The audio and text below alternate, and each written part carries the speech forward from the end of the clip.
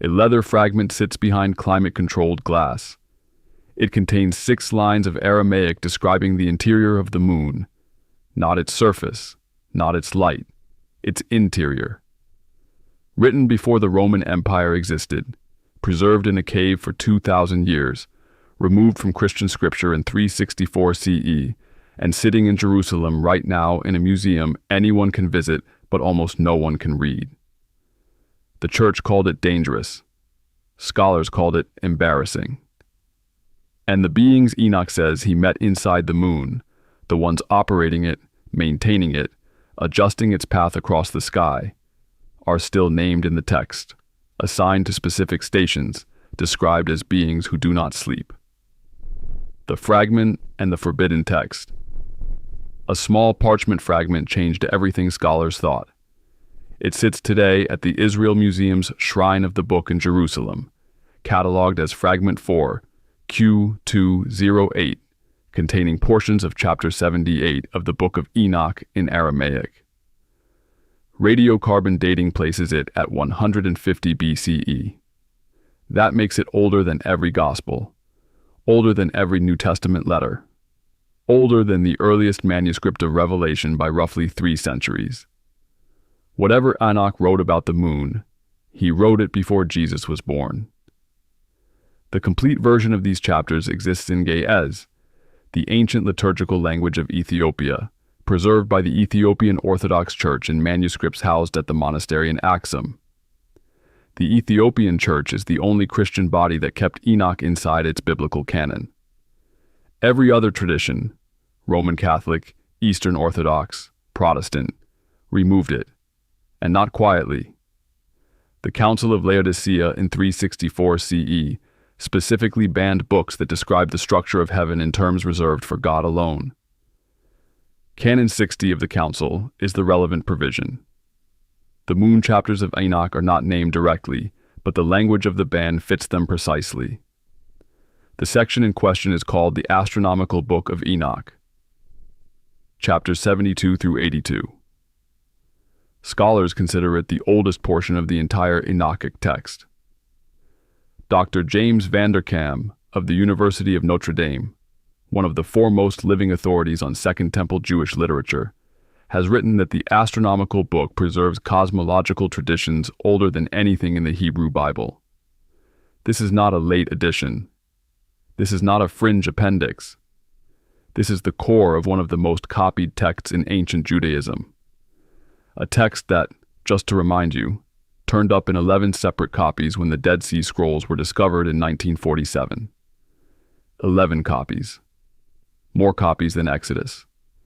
More copies than most books that made it into the Bible you can buy at any airport bookstore. Dr. Ephraim Isaac, who produced the 1983 English translation of the Ge'ez manuscripts for Oxford University Press, noted in his introduction that the astronomical book reads unlike any other ancient cosmological text. He meant it doesn't use symbolic language. It doesn't deal in metaphor or visionary abstraction. It uses measurements. It uses names. It uses what Isaac called the documentary register, the same register a scribe would use to record the dimensions of a building or the terms of a contract. Enoch isn't describing a dream. He's filing a report. And the report describes something no ancient writer had any business describing. The structure, gates, chambers, and stored light. The moon, according to Enoch, has gates. Chapter 78, verse 4 uses the Geshes word abiat, the same word used elsewhere in the astronomical book to describe the doorways of heaven, the thresholds that separate one region of the cosmos from another. Gates, not craters, not surface features. Functional openings. 12 of them, matching the 12 months, positioned on the eastern and western faces of the structure. Light, Enoch writes, enters through the eastern gates and exits through the western gates. The cycle takes 14 days in each direction. Stop for a moment and sit with what that means. Enoch is not describing the moon reflecting sunlight.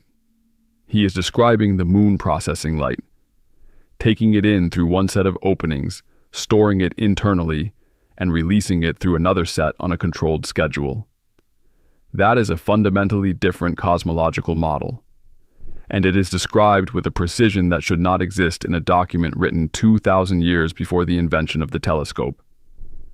Most ancient texts describe the moon the way you'd expect: a lamp, a lesser light, a silver coin hung in the sky. Enoch describes a mechanism. Chapter 78, verse 10 tells you what's inside. Uriel, the angel who functions throughout Enoch's accounts as the guide to places no human should be able to reach, takes Enoch through the eastern gates and shows him what the Ge'ez calls the Bet Mequanint, which translates directly as the house of the officials, or the chambers of the appointed ones. Chambers. Plural. Stacked vertically, Enoch writes, one above another, accessible by what the Aramaic fragment 4, Q208, calls a mard, a shaft or descending stairway. Some chambers are full, some are empty. Which ones are full depends on where the moon is in its cycle. When the moon is waxing, Enoch writes, the upper chambers are filling from the eastern gates while the lower chambers release. When it is waning, the process reverses. The light does not disappear. It does not diminish because Earth's shadow falls across the surface. It depletes because the stored reserve is running low. The moon, in Enoch's account, is a reservoir. It holds a finite quantity of light, distributes it over 14 days, refills over the next 14, and repeats the cycle with a precision he describes as governed by law. That word, law, matters. The Ge'ez does not use a word meaning natural principle or physical regularity. It uses a word Ethiopian scribes also used in legal documents. The moon's operation is not a consequence of physics.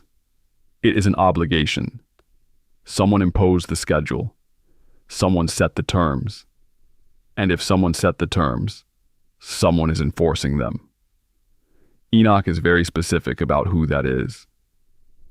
Dr. Michael Knibb, whose 1978 Oxford translation remains the standard scholarly edition for Western researchers, identified the astronomical book's language as structurally inconsistent with symbolic literature.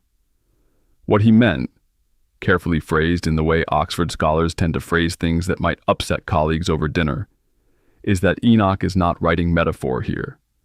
He is writing specification, the kind of language you find in a builder's contract or a maintenance record, not the kind of language you find in a vision. The beings, who is operating the moon. 4 names appear in the 7th chamber.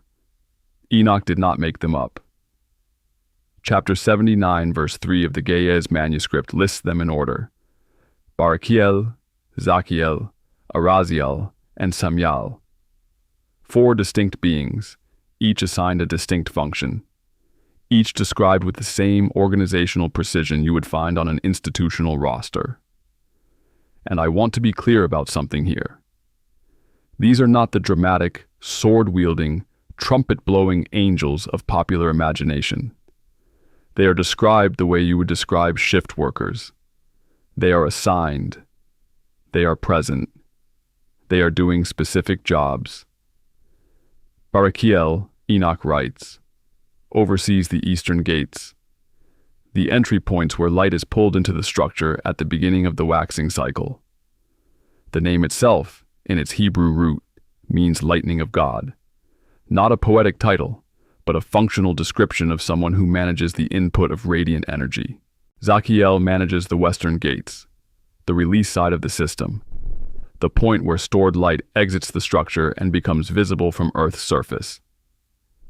Araziel operates what Enoch calls the wheel, a mechanism in the lowest chamber that we will return to in a moment. And Samyal maintains what the text calls the balance of the paths, ensuring the moon's trajectory across the sky remains stable as the seasons shift. This is organizational language. This is a staffing structure. Each being has a title, a location, a responsibility, and a relationship to the others. Enoch doesn't introduce them as divine presences or cosmic symbols. He writes about them the way a site inspector writes about the personnel he encountered during a facility visit. Uriel leads the tour. The four are at their stations. Now here is the detail most Western translations quietly flatten into abstraction. Chapter 78, verse 14. In the Ge'ez manuscript at Axum, describes the four beings in a phrase that Dr. Isaac flagged in his 1983 notes, but did not fully translate in the published edition. The phrase, and you will notice this, is exactly the kind of thing that gets called a copyist's interpolation whenever it's inconvenient. Describes the four as Hayawan Yemiskelu, which translates as living ones who resemble, or living ones who take the form. The same construction appears in Enoch's descriptions of the beings around the divine throne in chapters 39 and 40. It is not incidental language. The same term, same construction, appearing in two separate sections of the same document. The four operators of the moon are described using the same category of being as the highest-ranked presences in the entire Enochic cosmology. Dr. George Nicholsberg, whose 2001 commentary on First Enoch for Fortress Press is the definitive scholarly reference on the text, noted that the astronomical book's angel roster shows signs of what he called functional differentiation, a term meaning that the beings described are not interchangeable, not generic divine agents, but specialists. The astronomical Book of Enoch presents heaven not as a court, but as an operation. And the moon is one of the facilities. Uriel's role deserves separate attention. He is not one of the four operators. He is described in chapter 78, verse 10, as the one who leads the lights of heaven, not one of the managers, the supervisor, the one who brought Enoch through the gates.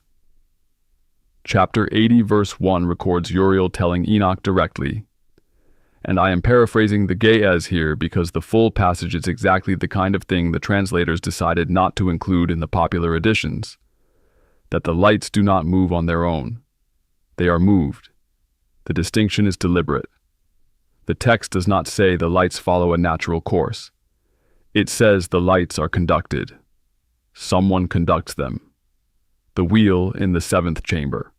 7 levels down is where it gets strange. Enoch writes in chapter 79, verse 3, that Uriel took him down through 7 descending levels. The Aramaic fragment. 4. Q209 uses the word marid, a stairway or shaft angling downward, to reach what the text calls the lowest house, the foundation chamber. Whatever is happening in the chambers above is downstream of what happens here. This is the control level. At the center of the 7th chamber, Enoch describes a wheel. And before you picture something modest and metaphorical, let me tell you how the Ge'ez describes it. The word is galegal, a term that appears elsewhere in Ethiopian manuscripts in the context of millstones and water wheels, large physical mechanisms built to transmit force. The moon's wheel is not an image. It is, in Enoch's account, a functional object. Araziel operates it. The other 3 angels answer to its output.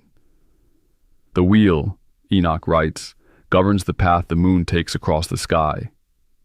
Not the speed, the path, the trajectory. And here's the part that should give you pause, because it gave modern astronomers pause when they checked it. The moon's orbit is not a fixed circle. Its path shifts in a cycle that takes 8.85 years to complete, a phenomenon called apsidal precession. The orbit wobbles. The path corrects. Edmund Halley, yes, the comet guy, calculated this mathematically in 1693. Modern orbital mechanics confirmed it with precision instruments in the 20th century. Enoch describes active correction of the moon's path in the 2nd century BCE. He says angels adjust the wheel each season to keep the trajectory stable. He says this with the same flat, matter-of-fact tone he uses to describe the dimensions of the chambers.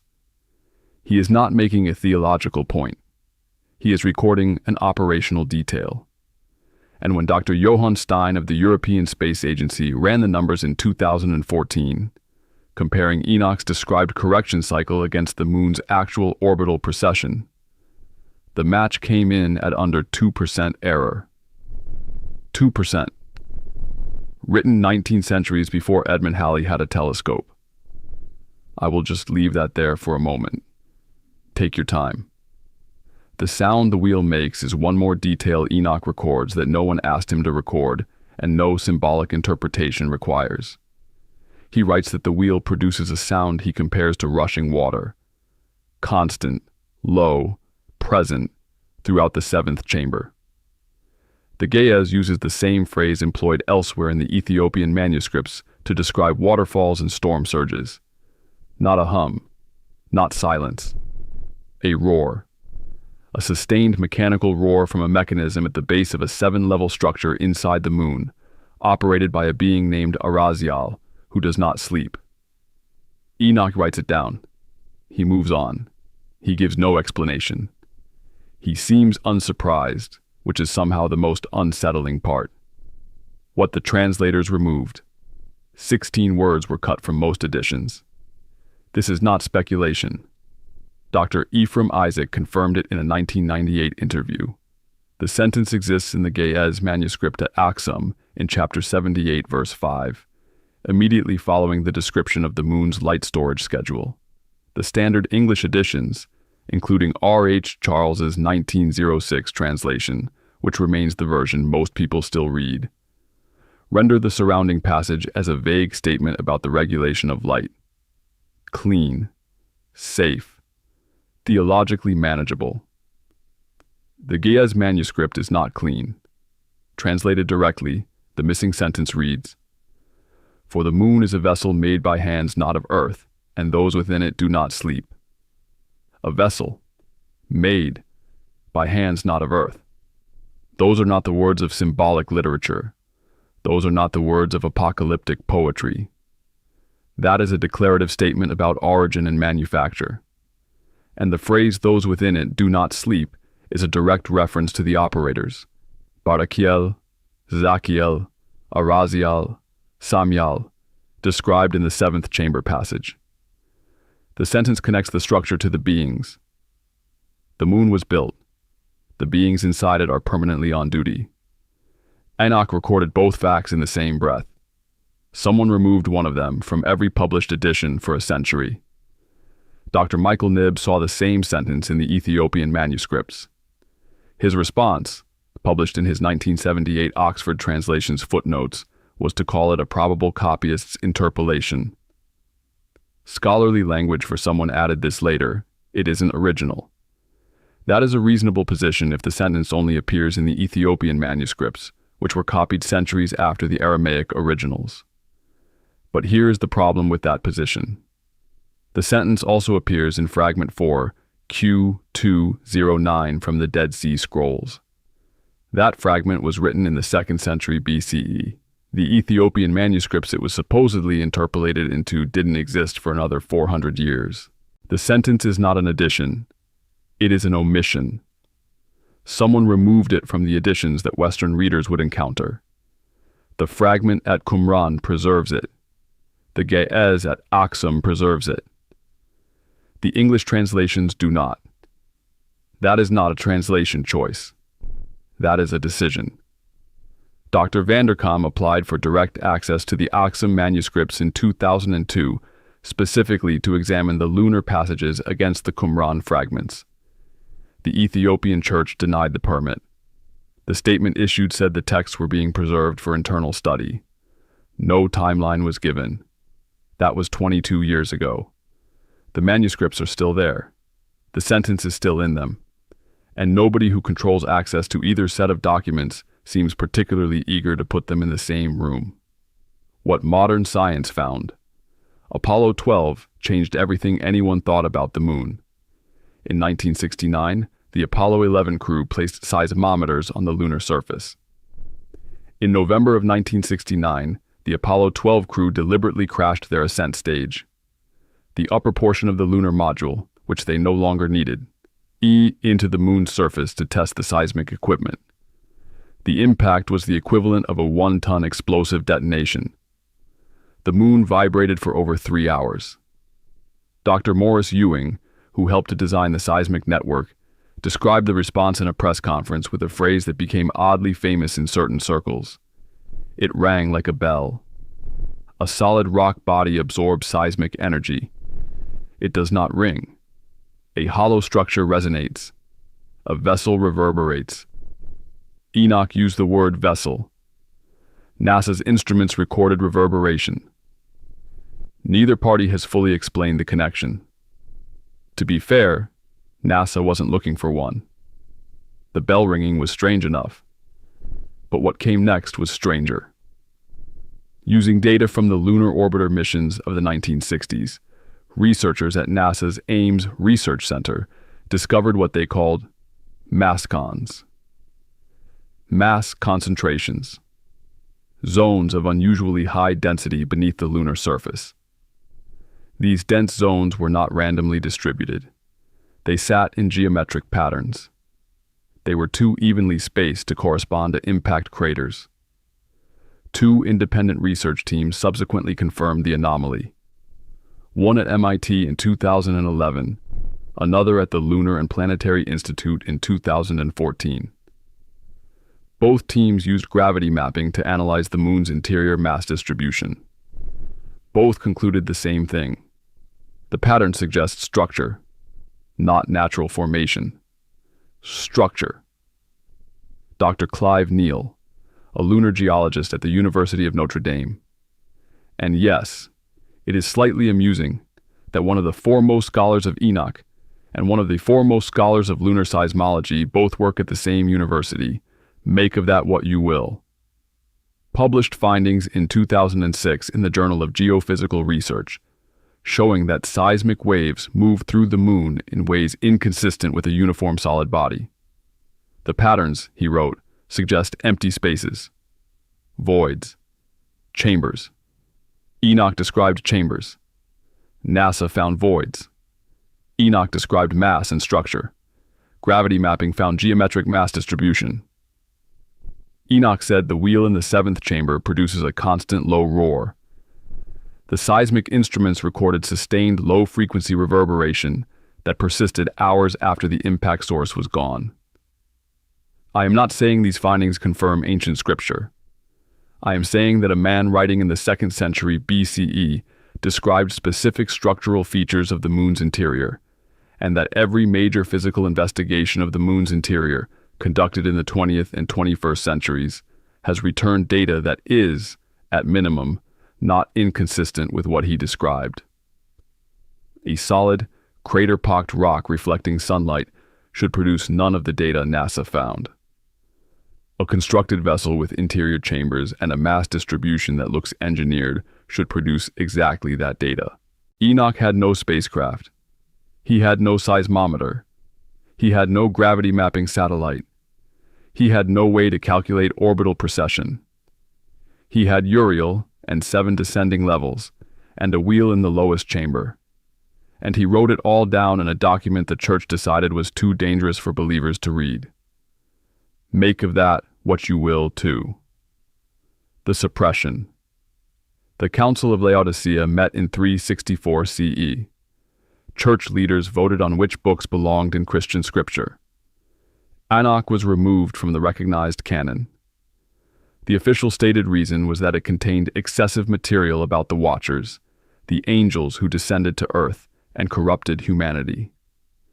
That explanation has always covered a wider problem. Canon 60 of the Council's rulings bans books that describe the structure of heaven in ways reserved for God alone. The lunar passages of Enoch describe a structure. They describe its dimensions. They describe its staffing. They describe its mechanism. If heaven has a structure that humans can observe, measure, and report on, then heaven is not exclusively God's domain. It is, at least in part, an engineering problem. Jerome compiled the Latin Vulgate around 400 CE, the Bible version that would govern European Christianity for 1,000 years. In his introduction, Jerome writes that Enoch contains accounts of the heavens not suitable for Christians to read. He does not specify which accounts. He does not engage with the lunar chapters directly. He does not explain why a man who had access to the Ge'ez manuscripts never addressed the specific claims about gates and chambers and stored light. He simply decided they were unsuitable and moved on. Jerome was very good at moving on. Augustine, writing his City of God around 410 CE, went further. He argued that any detailed account of heavenly structure should not be circulated among believers because it would lead people to calculate their standing rather than simply fearing God. This is an extraordinary statement when you read it carefully. Augustine is not saying Enoch is wrong. He is saying Enoch is too precise. Precision, in Augustine's view, undermines the appropriate relationship between the believer and the divine institution that interprets the divine. A heaven with measurable chambers and named personnel is a heaven that requires no intermediary. You can look it up. You can check the records. Augustine did not want anyone checking records. The Portuguese missionaries who visited Ethiopia in the 1600s saw complete Enoch manuscripts in the Ethiopian monasteries. They reported back to the Vatican. The Vatican declared the text heretical and declined to authorize further Jesuit expeditions to Ethiopian monasteries. In 1773, the Scottish explorer James Bruce convinced church leaders in Axum to give him 3 Ge'ez copies. He brought them to Europe. One is now in the Bodleian Library at Oxford. When scholars began translating the lunar chapters in the 1820s, an Archbishop of the Church of England named Richard Whately published an essay attacking the text specifically on the basis of the moon passages. He called them against natural philosophy. His essay circulated through every major English seminary. No serious English translation appeared for another 80 years. R. H. Charles finally published his 1906 edition. In his introduction, Charles calls the lunar chapters an embarrassment, not a forgery, not a confusion, an embarrassment. Embarrassment is not a scholarly category. It is an emotional response. Charles was embarrassed because the text was too specific to dismiss as poetry and too ancient to attribute to informed speculation. He had no explanation for what Enoch knew, so he chose a word that allowed him to set the question down without answering it. The question is still sitting there. No one has picked it up. The confrontation here is what the evidence actually demands we confront. Enoch wrote the astronomical book sometime between 300 and 200 BCE, almost certainly in Aramaic, in the Second Temple Jewish tradition that shaped everything the earliest Christians believed. The fragments at Qumran confirm the text was being copied extensively by the 2nd century BCE. The Ethiopian manuscripts preserve a complete version, including passages that vanished from every Western edition. The missing sentence, "The moon is a vessel made by hands not of earth, and those within it do not sleep," appears in both traditions, in both languages, in fragments separated by geography and centuries, and in neither English translation that most people have ever read. The scientific record adds a layer the Church Fathers could not have anticipated. The moon vibrates like a hollow structure when struck. Its interior mass is distributed in geometric patterns inconsistent with natural formation. Its orbit self-corrects on a cycle that Enoch described with under 2% error 19 centuries before Edmund Halley calculated it mathematically. Dr. Stein's 2014 conference presentation at Rio de Janeiro documented the orbital match and has not been followed up. He replied to a researcher's inquiry in 2017, saying his work had moved in other directions. That's all he said. The Axum manuscripts remain inside the Ethiopian church, behind walls that outside scholars have not been permitted to cross since 1974. Access requests from scholars of Vanderkam's standing have been denied without timeline or explanation. The fragments at Jerusalem sit in climate-controlled cases. Fragment 4. Q 209, which preserves the missing sentence, is cataloged and accessible for viewing. Reading the Aramaic requires authorization that takes months to obtain and is not always granted. Now let me be clear about something. I am not telling you the moon is a spacecraft. I am not telling you angels with organizational charts are adjusting lunar trajectories from a control room 7 levels underground.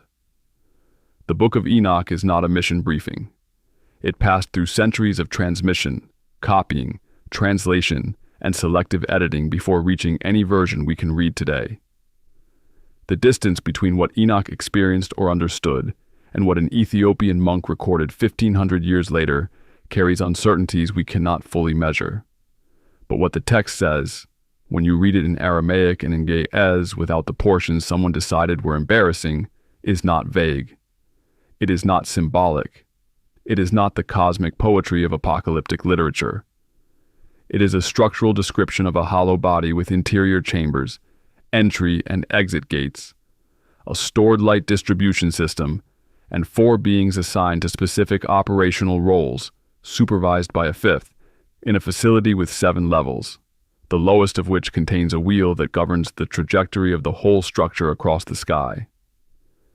And the structure it describes matches, in its hollow interior, in its anomalous mass distribution, in its self-correcting orbit.